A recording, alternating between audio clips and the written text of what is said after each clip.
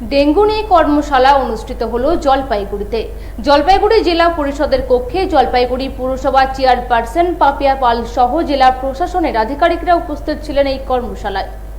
জলপাইগুড়ি জেলা পরিষদের কক্ষে জলপাইগুড়ি পুরসভার চেয়ারপারসন পাপিয়া পাল সহ জেলা প্রশাসনের আধিকারিকরা উপস্থিত ছিলেন এই কর্মশালায়। Capacity building training programme 2024 house to house member এবং হাউস টু হাউস সুপারভাইজারদের নিয়ে এই কর্মশালা অনুষ্ঠিত হয়।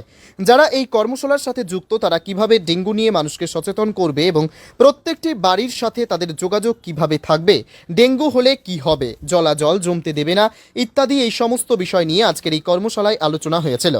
জলপাইগুড়ি পুরসভায় যারা ডেঙ্গু নিয়ে মানুষের বাড়ি গিয়ে কাজ করছেন তারা এই কর্মশালায় উপস্থিত ছিলেন। আমাদের জেলা পরিষদের এই হলে যে সভার ডাক দেওয়া হয়েছে মূলত এটি একটি কর্মশালা এবং সরকারি নির্দেশানুসারে আজকের এই কর্মশালায় সবার প্রথমে আমরা অত্যন্ত সাধুবাদ জানাতে চাই আমাদের জেলা প্রশাসনের ডিএম ম্যাডামকে, যে একটি সময়োপযোগী কর্মশালার উনি আয়োজন করেছেন। আমাদের মধ্যে উনি আজকে আসতে পারেননি ব্যস্ততার জন্য।